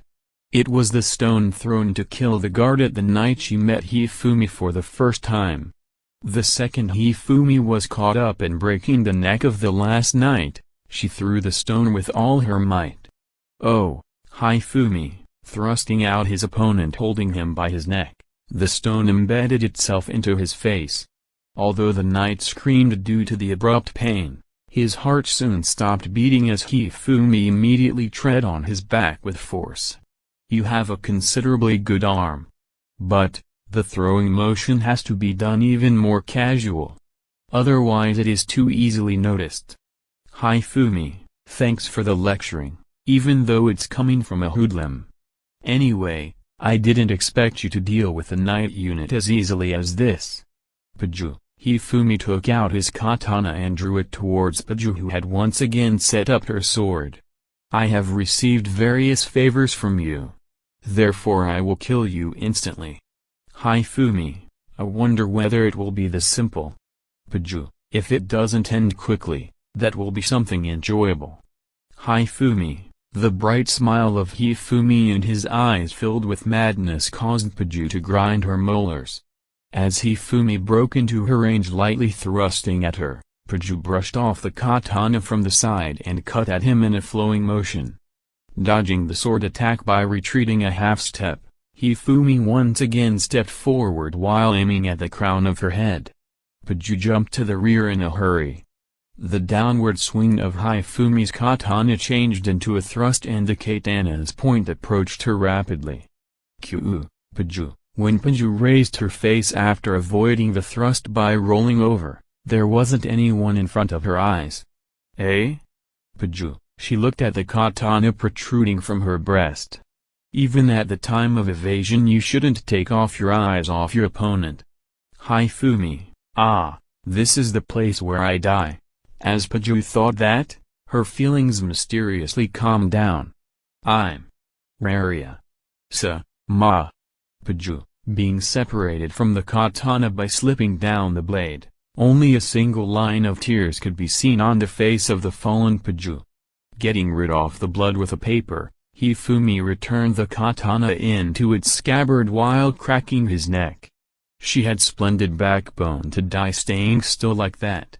Well, shall I go and see the situation over there? Hifumi, stepping over the dead bodies of the night unit, Hifumi headed towards the room where Origa's group was.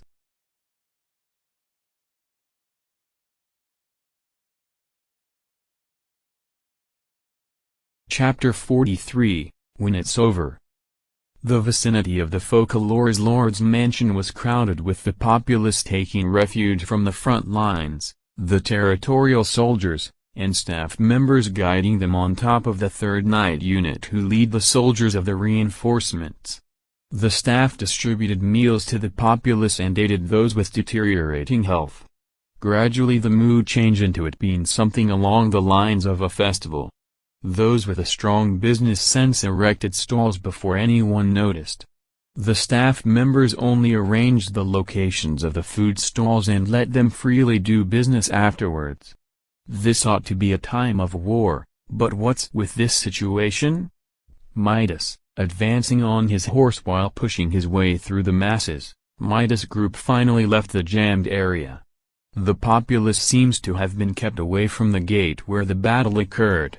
Young knight, listening to the report from a young knight who had heard the current state of affairs from the staff members, Midas breathed a sigh.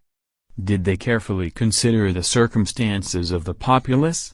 Or is it because they would simply become a nuisance? Midas, there is a quite high probability that it is the latter, he assessed, but didn't voice out this thought as he had to hurry going forward on his horse towards the battlefield.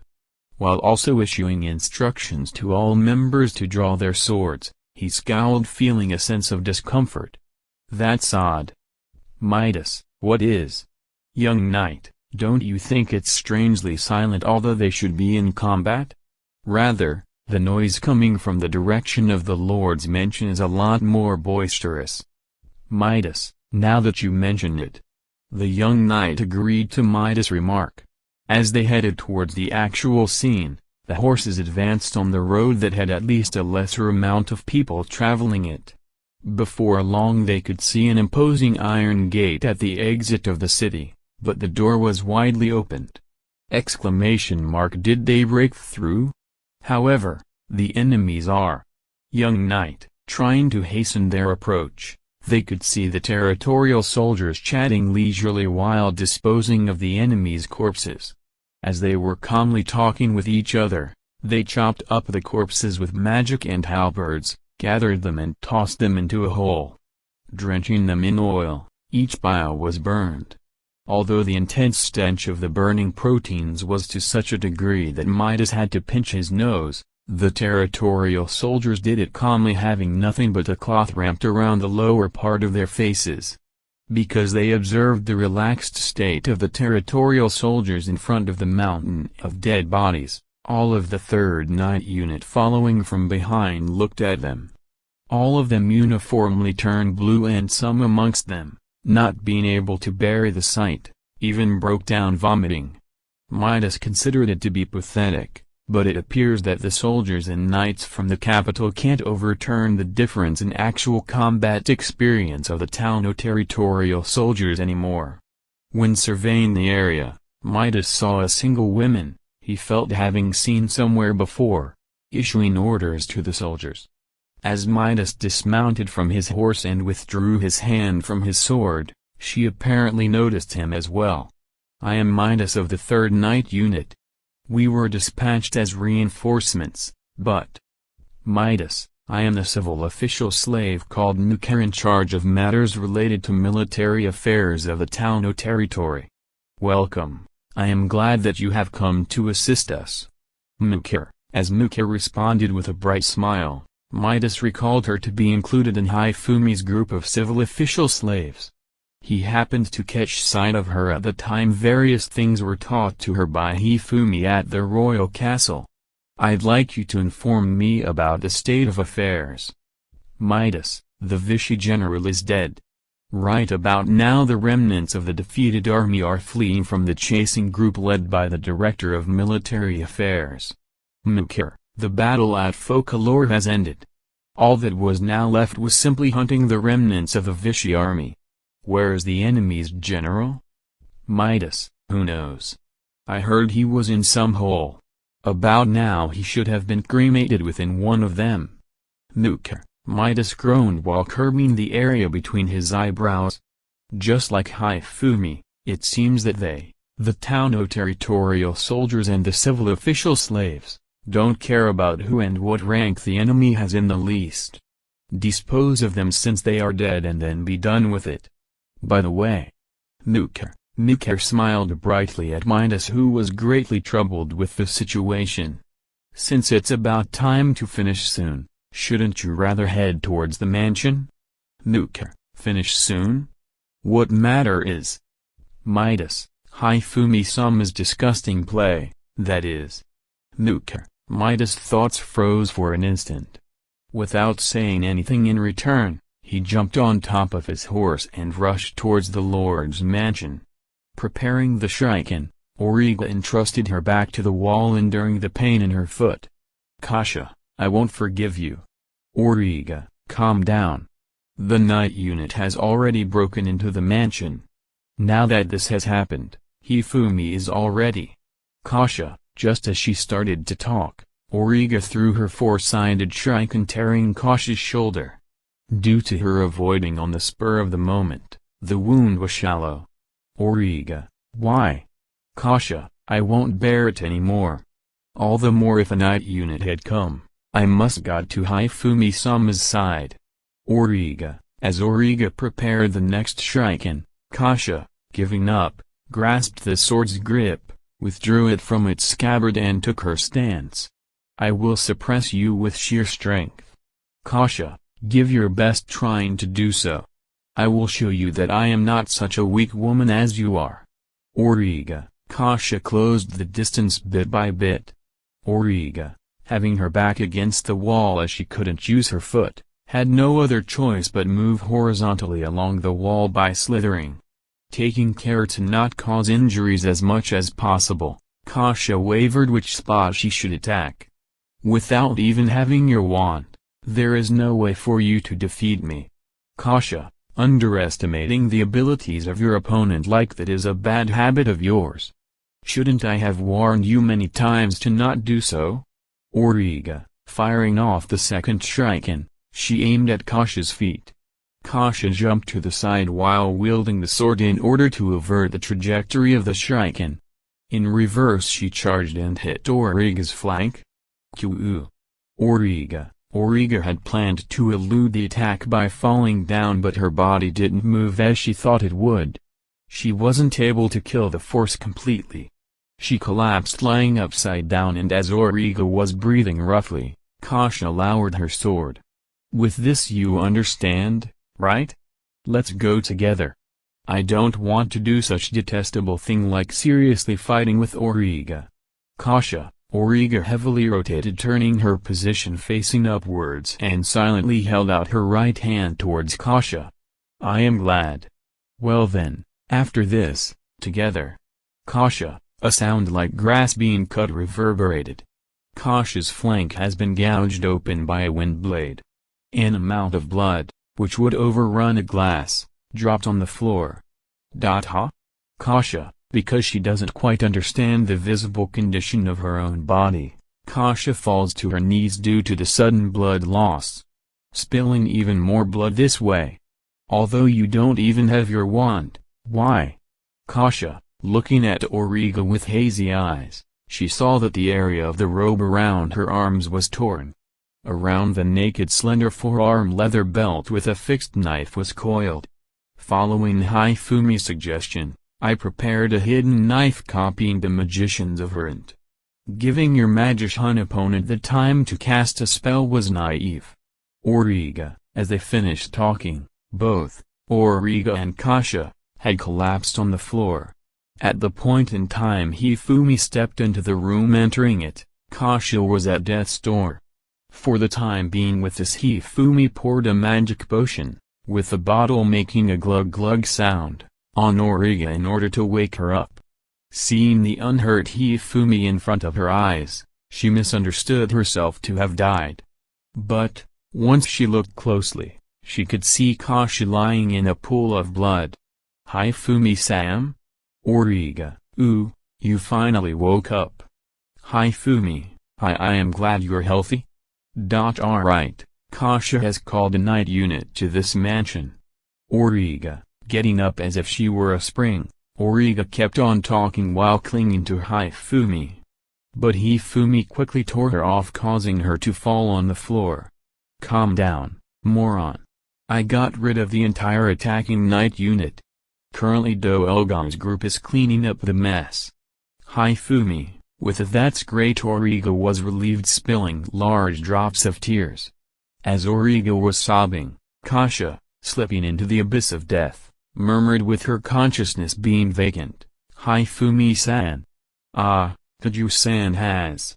Kasha, that night had given her and Origa a chance to reconcile.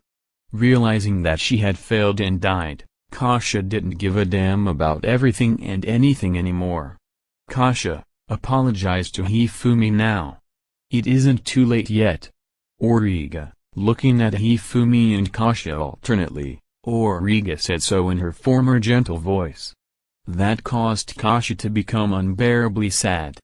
Origa, sorry. Hifumi-san too, I am sorry. I have been a fool. Kasha, Hifumi-sama, since she is also repenting. Origa, watching Kasha heading towards her death now, Origa couldn't even hide her trembling. But Hifumi watched Kasha without saying a single word. By now, everything and anything has changed. Hey. Not only I didn't notice that, I wasn't even approved by Paju-san either. Kasha, looking at Hifumi, Kasha laughed bitterly. Hifumi-san, thank you for saving us when we were slaves. If you are fine with it, I want you to let me pass on as is. I think this manner of death is a blessing, to the extent that it is more than a fool like me deserves. Kasha, Hifumi nodded expressionlessly. Thank you. Kasha. Origa, Kasha slowly closed her eyelids to never open them again. Painfully raising her breast up and down only once, her breathing ceased. Really, you have been such a fool. Origa, sitting down at the side of her close friend, she shed tears as she also stopped to pretend being tough. Hifumi took a breath and placed his hands on his waist. In his mind he hosted a little bit of compassion but no regret. Most of it was occupied by anger. Pushing his way through the crowd, Midas finally arrived at the mansion. He was greeted by an unhurt Hifumi, donning an expression of anger, and Origa, being even more angry, burning with fury. Being guided to the office by himself, Midas discerned that the situation had turned out in the worst possible way. Brooding over his own fate from now on, his feet became heavy. So? Hifumi, as Midas stood stock still without being able to look at Hifumi in front of his eyes, a short inquiry was thrown at him. The reinforcements weren't in time. It's inexcusable that we weren't able to fulfill the role given to us. Midas, to the very end you insist that you came up until here to assist us? Is that what you are saying? Origa, oh of course. Midas, he couldn't even shift his gaze towards Origa. Is it common for the reinforcements to storm the Lord's office with drawn swords in this country? Hifumi, you. Midas, is it common for a night unit, no, the royal castle, to even use a friend to spy on the internal affairs? Hifumi, you. Midas, as Midas' thoughts deviated into I would pay anything for just having a usable answer, Hifumi pressed on. Besides, it's strange, isn't it? Imeraria should have known that Vichy would attack the national border, having prepared a sufficient war potential. Or rather, since she has induced this, shouldn't she have sent reinforcements a lot earlier? Hifumi, no, such expectations. In reality, the second son of a Marquis household, Debold-sama, had been dispatched as envoy of peace to Vichy. Midas, is that so? That means an envoy of peace delivers such a provocative letter in this world? Hifumi, the letter that was thrown at Midas was the one Hifumi had taken out from Debold's breast pocket. This is Midas. It had Imeraria's signature. Thrusting unreasonable demands at Vichy, no matter how you looked at it, the contents couldn't be called anything but hostile. Well then, I want you to properly convey to Imeraria that she has overstepped her bounds this time. No matter how kind I may be, even I have my limits. Hifumi, what kindness are you talking about? Were his thought reflected on his face? Origa pointed an icy gaze at Midas to the degree of making him shiver. It came to a point where it would be proper for me to receive yours and the princess' heads. Shouldn't you be grateful for the generous treatment of Hifumi-sama? Origa, I am very sorry. Midas, while bowing his head in apology, Midas raised an eye, having a question towards Origa's just-spoken words. Going by the current way of the talks, it sounds like me and the princess can survive. There was far too little resistance, I guess. Hifumi, huh? Midas, the degree of the scheme was too little, even for Paju. Also, the soldiers of Vichy attacking straight from the front like idiots, didn't divert from our predictions in the least. Although Origa seems to be handling it well, Kasha wasn't able to implement what she had been taught at all. Hifumi, Midas suddenly couldn't follow what Hifumi was talking about.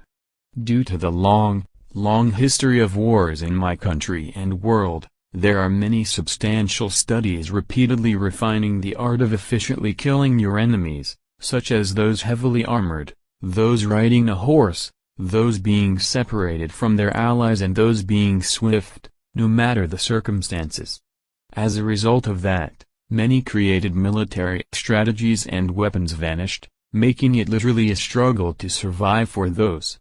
Hifumi, man, though I ended up completely forgetting those things recently, Hifumi inserted an idle complaint in his mind. However, after coming here, the opponents I faced were only lukewarm opponents at best. I first thought that it was only this country, but it seems the other countries aren't any different in that regard either. As I worked as adventurer and statesman, I always pondered about it and at last I reached a conclusion. Hifumi, the conclusion is Midas. As Midas feared he would hear something absurd and his desire to escape from this place right away was almost stirred up, he resisted those upwelling feelings as he had to convey what Hifumi was going to say to the princess. There isn't enough fighting in this world. There isn't enough desperation to stake their life on fighting between people. Therefore I decided to make my move. Hifumi, what the hell are you planning to do? Midas, although he didn't want to hear it, he couldn't help but listen to it. And just as he thought, Midas regretted hearing about it. I will spread the methods of fighting in order for the human society to become self-aware and come to their senses all around the world. Oh well, if I drill thousands of people scattered throughout the world in the ways of war, my intent will naturally come true, don't you think? Hifumi, in other words, you will raise well-trained people to pit them against each other all around the world? Is that what you are saying? It's a magnificent idea. Of course I will also do my very best to help you. Origa, even though Origa said this as if it was natural, Hifumi gave up while thinking no matter what I tell her, she will accompany me anyway. I will use this territory as is. Once in a while I will return here. I want a place where I can run various experiments as well. Hifumi, as a result the people brought up in this territory will become people who might cause damage to Orsongrand in the future. That's just madness. However, there is no way to decline this, Midas most likely even Imeraria won't be able to refuse. Especially since this is the second time her life has been spared. He even seized disadvantageous evidence. As Hifumi laughed joyfully, Midas frantically endured strong stomach pains.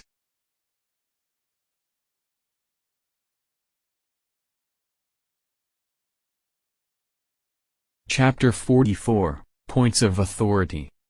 Because of Alyssa's pursuit, the numbers of the Vichy army dwindled even more, though they took flight escaping Rhone.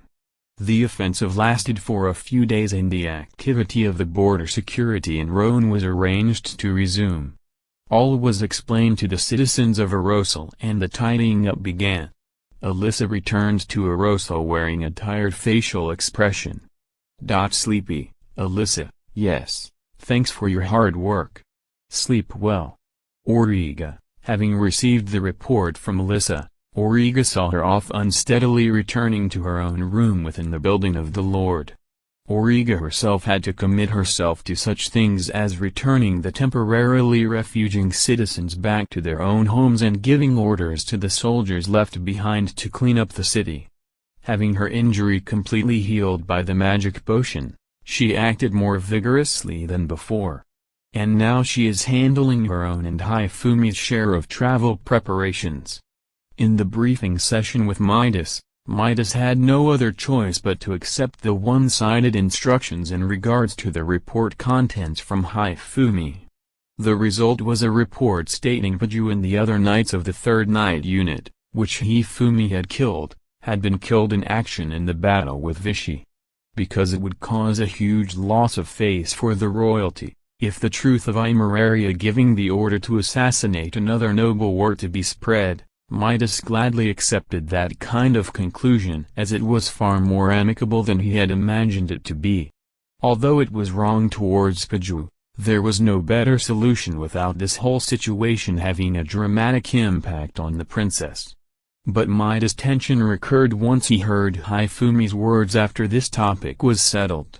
I will go to the royal castle soon as I have to talk with Imeraria. Hifumi, you have to talk?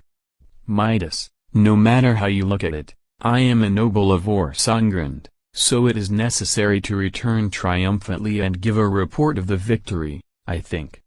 Hifumi, like this it became a matter of Hifumi heading towards the royal capital, alongside the surviving members of the 3rd Knight Unit, by himself without taking any soldiers along. In order to protect the territory, all of the territorial soldiers will be left behind. It will be only us, so I won't particularly mind if you attack me during the trip, okay? Hifumi, you must be joking. Midas, as Hifumi laughed impishly, Midas barely managed to squeeze out an answer. The political center of Rhond is the capital city, Udon. The Udon Castle, where the aged King Super Angel Jenghurant, D/N, Saporangerugain resides, is called Royal Castle. He has been holding the throne for the long time of 50 years. However, the one having substantial ability in the ways of politics, being his directly descending grandchild, was Beldor. T/N, Verutor the elder king had declared to pass the crown to Beldor, who had no children of his own. Even the experiment with the magic tool, orchestrated by Vichy, was something pushed forward by Beldor for the sake of gaining moderate accomplishments. With the authority of the king being very powerful, the order of royalty is an absolute for the few nobles of Rhond as well. The standing of regular soldiers drafted from the common folk is quite low. But the gathering of funds upon the king's order for the sake of developing the magic tool had been remarkable. With the wealth that was brought about due to the magic tools, criticism from the masses was suppressed. How is the situation developing? Super Angel, it's going well. Beldor, when the king inquired with a hoarse voice, Beldor answered standing upright. The aggression-rising magic tool Ganga and the emotions-restraining magic tool Elric are almost complete, too. Beldor, however, there are flaws as well. Super Angel, installing Ganga causes the target to go on a rampage or die. Being upon the effect of Elric causes the actions of the target to become sluggish. Also, the target's judgment declines sharply. Still, there are ways for practical use either way. There won't be any problems if we use it only on soldiers and make sure to have the commander make the judgments and give out directions to the soldiers. Beldor, as Beldor answered confidently, puffing up with pride, King Superangel nodded his head. Very well. It is fine to go with your results as they are. You will also give the researchers a reward to show them your generosity. Superangel, I shall follow your words. Beldor. Furthermore, the king decided to listen to the opinion of Beldor concerning the situation in the other countries. For some reason Vichy and Orsangren seem to be noisy. Superangel, it appears that there is a young noble of Orsangren, having obtained the trust of the princess, acting violently and shrewdly. He has been bestowed the territory including the national border to Vichy. I hear he shaved off an unknown size of territory of Vichy. Isn't the battle continuing even now? Beldor, even at the border of our country to Orsangren there seems to be movement.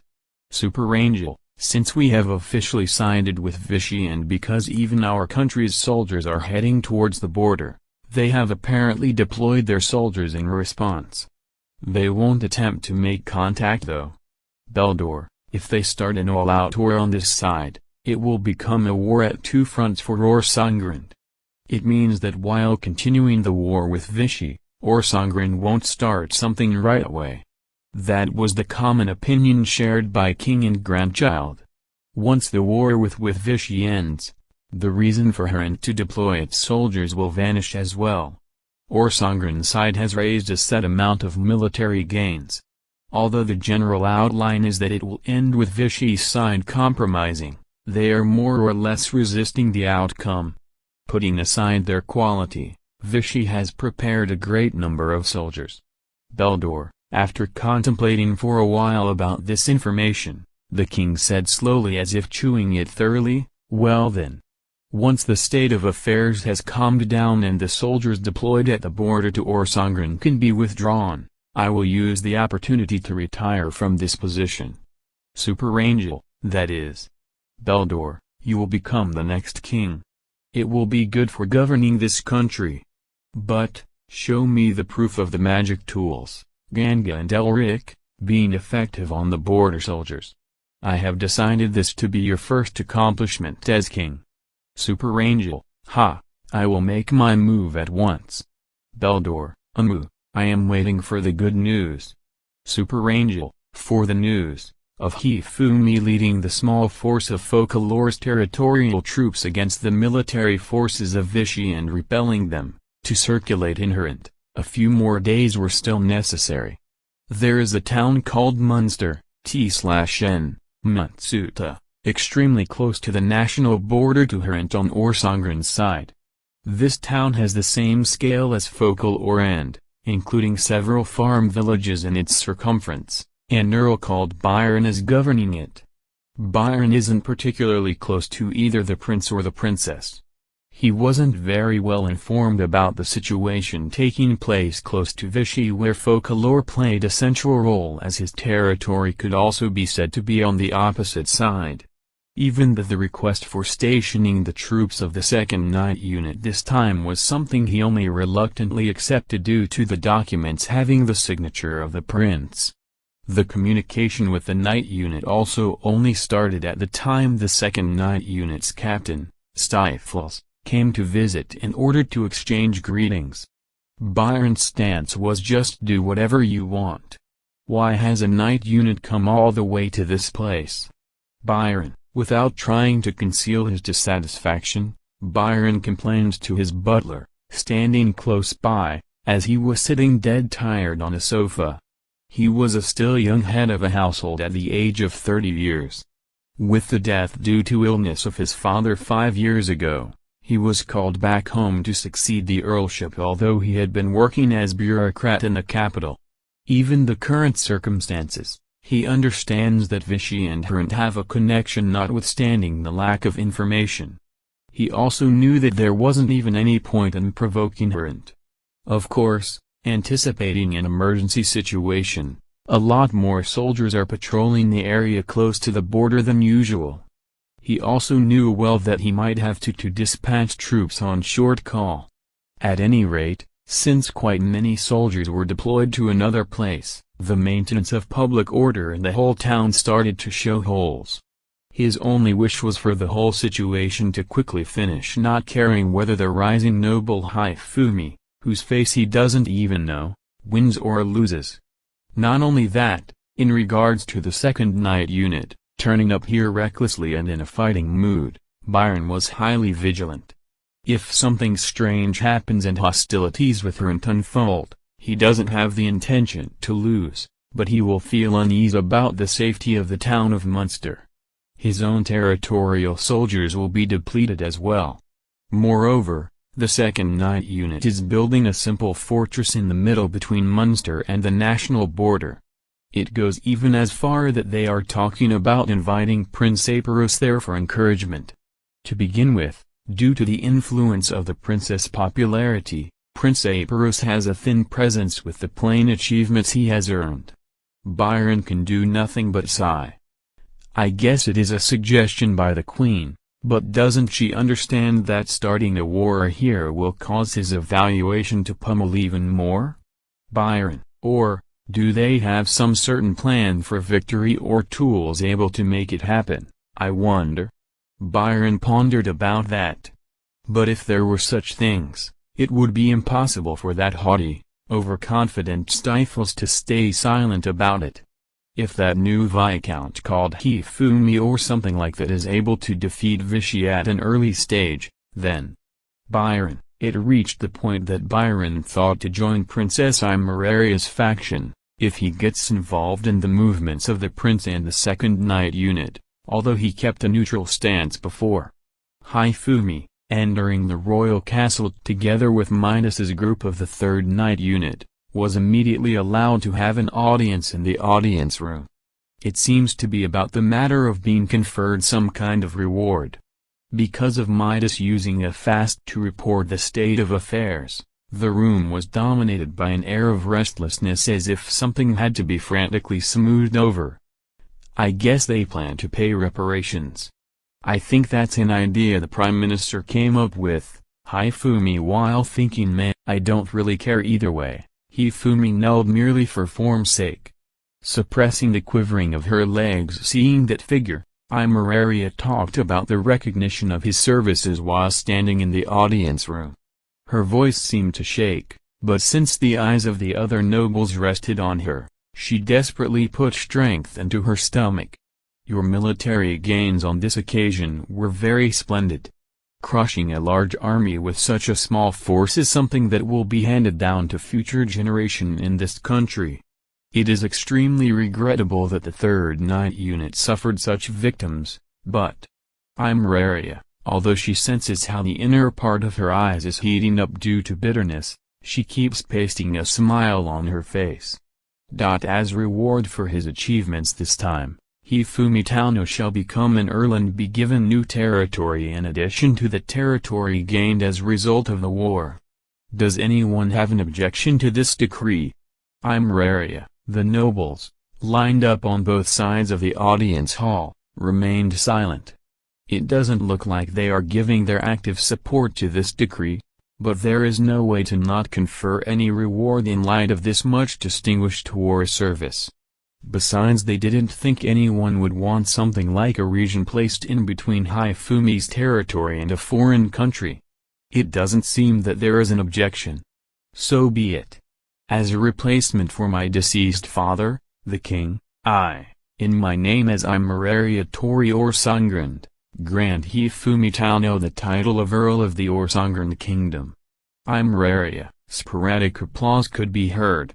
Hifumi got up, remaining silent, and left the audience hall after turning a fleeting glance at Imeraria.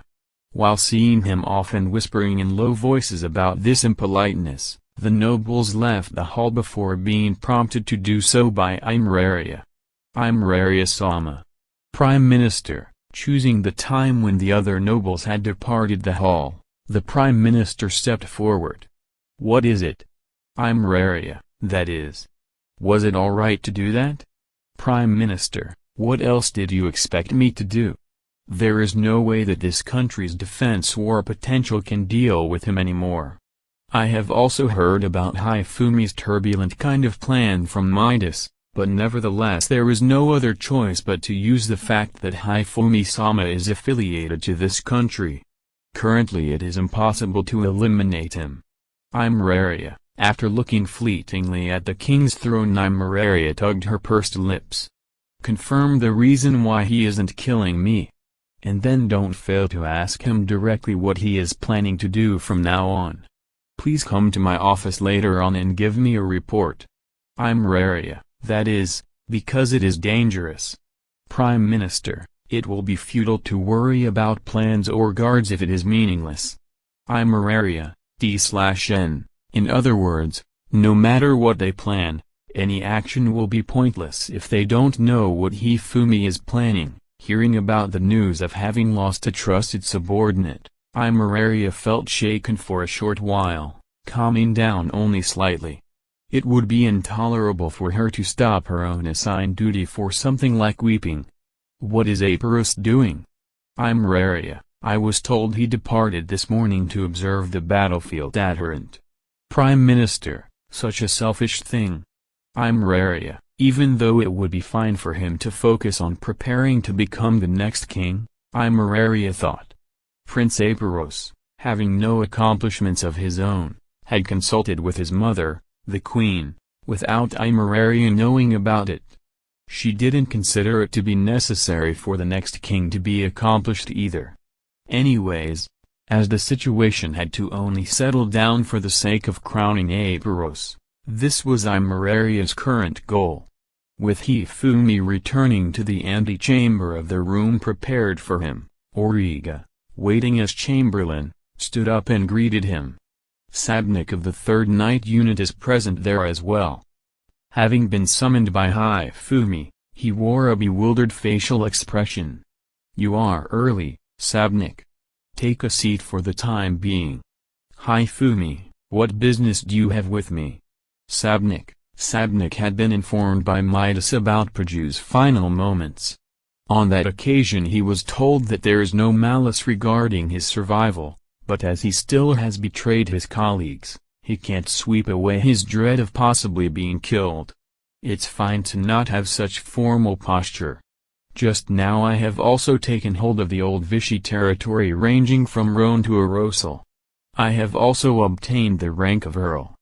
Hifumi, he drank the tea Origa had prepared. Congratulations. Though it feels lacking as compensation for trying to harm Hifumi-sama. Origa, towards Origa's words of praise, Hifumi gives an appropriate answer with a yes. He has stopped listening to her seriously. From me likewise, congratulations. With this you are in name and reality a member of the greater nobles of Orsangrand. Sabnik, I don't give a damn about the title, but there is hope that we can earn the necessary funds for our activities with this. But there aren't enough helping hands. Hifumi, helping hands? Sabnik, not wanting to recall the only vague memories of an already remote past, remembers the hell of paperwork called temporary feudal lord of folklore, and cold sweat runs down his spine. It is necessary to entrust the acting of a proxy for me to someone since I will be absent from the territory for a while. Hifumi, in his eardrums Sabnik can hear the doki-doki of his heart from within his body. Since the civil official slaves can handle it to a certain degree, it will be settled by acting as boss. Everything has been prepared as well, so it will be good if you come to folklore for around 10 days. Hifumi, it has already been decided to designate Sabnik, including the case with Praju, Midas, and himself, and considering the matter of turning a blind eye towards the night unit, Sabnik simply wasn't able to refuse. Understood. Sabnik, convincing himself that it won't turn into such a hell like previously this time around as there are even staff members, Sabnik told them that he had to prepare and left. Well then, all that is left now is Imararia. Hifumi, just as Hifumi muttered this, a white maid enters and tells him that he has been called by Imararia. Origa, gather the populace in front of the castle by having the 3rd Night Unit assist you. It has to be a place where they can see the balcony we talked about before. Ah, yay, also tell them there is an important announcement for the people from the princess. Hifumi, important announcement is it? Origa, while we are at it, I think it will be refreshing for those in the castle as well. Hifumi, Origa responded to Hifumi's words with a smile and laughter.